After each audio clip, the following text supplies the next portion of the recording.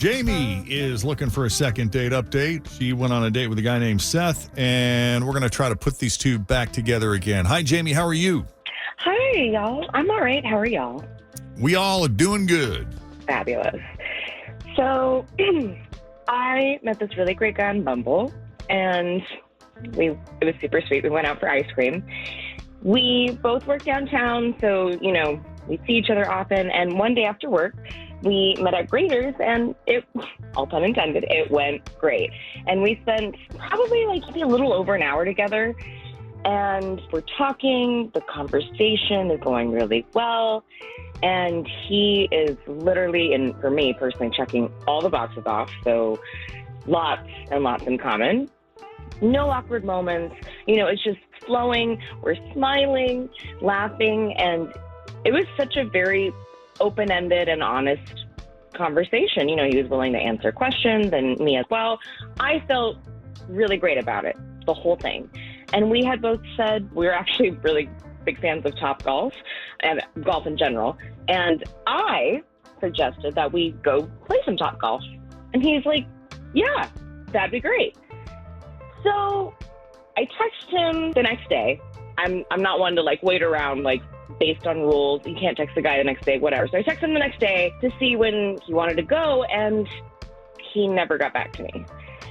And I don't know what's up, but, I'm kind of stuck thinking about it, Yeah. In your conversations, is he dating other people right now? I mean, you just met, so it wouldn't be completely out of the realm for him to maybe have other commitments or something, and he's just trying to see something else through. I'm just grasping at straws here. Totally. So he, we're both not necessarily, we're still, casually seeing people. It's an option, if you will, but I'm not, I'm very open to if someone were to walk in and be a more serious person. And I said that, and he very much was receptive to that. And he himself, is also casually seeing people, and essentially agreed for himself that, at least from what I got the gist of the conversation, that he too, if someone were to meet his needs and all that other good stuff, that he would then take a step back from being casual. Got it. So that's the thing where I'm just stuck on, because there was such that mutual interest in everything. Right. So, okay. I don't know what to do. Now, I will say, nothing against golf. I'm sure Topgolf is great and it's a ton of fun. But if you had said, let's get together for another ice cream lunch, I would have been all over that. Is it the date suggestion? Is that what it is? No, I'm messing with you. But I love that. We should do more ice cream dates. Let's get it. Let's do a little ice cream lunch. We'll just hang out on Fountain Square, weather permitting. I totally would. I'm a big fan. Yeah. All right. Well, let's take a break. Then when we come back, we'll call him up, see what his deal is, and whether or not there's any chance of a second date with Seth. As second date update continues.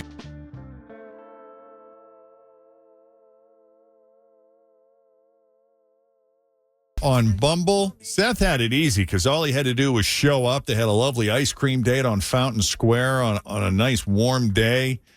There seemed to be some true chemistry there. She thought, hey, let's ask this guy out again. So they made tentative plans to meet up at Topgolf. But then when she called to kind of finalize the details, that's when he went MIA. So we're going to call Seth and see what's up. Unless I left any important details out. No, you did not. You said it beautifully. Great. Let's call him up.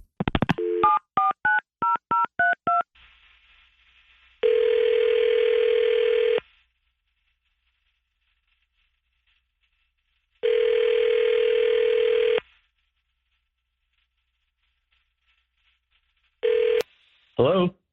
Hi, can we speak to Seth, please? Yeah, speaking. What's up, Seth? It's Jeff and Jenn at Q102. How you doing? Oh, my God. Jeff and Jenn, huh? How are you, man? I'm good. So, not to put you on the spot, but we spoke with your friend Jamie, who you went on an ice cream date, or I guess an ice cream lunch recently, which sounds amazing. Yes, we did. He was nice. Well, that's good. Mm-hmm. I feel like that comment was like, if you don't have anything nice to say, don't say anything at all. That's No. how I took his answer. think? Yes. Yeah. I mean, like she was really nice, but the date was just weird. It was a really strange date because I think she's obsessed with my mom. You think she's what with your mom? Obsessed with her. Obsessed with your mom. Why? Because, like, I swear to God, she asked me more about my mom than she did about me. It was everything. It was, how old's your mom? And where does she live? How close is that to you? Like, how long is she going to be around? When is she going to die? How many times am I going to get to see her? That's what I hear when you're asking those, when someone asks those questions. That's like the roundabout way to ask, Yeah. How long am I going to have a mother-in-law? And I'm in case I don't like her. That's what you took out of it? I got a completely different read on that. I was hearing that and thinking, what, is she famous or something? I was thinking you learn a lot about someone by how they were raised and their mom and dad. That's kind of how I was looking at it. Yeah. It was like pretty hard for me to suss out why all these questions were coming. And, it was like where does she work? Does she like where she works? I mean, the whole thing was just super odd. Like the whole date was about my mom and I just didn't understand it. And she's never met your mom. She doesn't know your mom. She hasn't heard of your mom. Yeah, not as far as I know, man. It was really strange. Okay, well, we got Jamie on the line. Let's ask her. Jamie, what's this interest in Seth's mom? What was that about? It's, to me, it's similar to what you said. It's based on how you grew up. And it says a lot to me that your relationship with your mother personally says a lot about you. And, like, I want to know if she's going to be someone I can get along with. It's not a thing of the opposite of, is she going to be around? I can't stand, another woman. Nothing like that at all. I love moms, and I love to get along with everyone, especially in a family circle. And I have personally been with guys before, and his mom and I did not gel in any way. And it's just not I was just going to ask you that. So there's always a history. For me, it's a really big concern. And I that makes sense. Wanted to right out of that, because of that experience, kind of, ask that question beforehand, before it gets more serious, if it were to get serious. Yeah. Now, did the question ever cross your mind, Seth, as you were sitting there with her and she's asking you all of these questions about your mom? Did you think, I wonder if my mom would like her? Do you think your mom would like her? I mean, I guess, maybe. And it's sort of like, that's the problem, is that I didn't really get to know her that well. I don't really know who she is because she spent the whole time talking about my mom. That's so funny.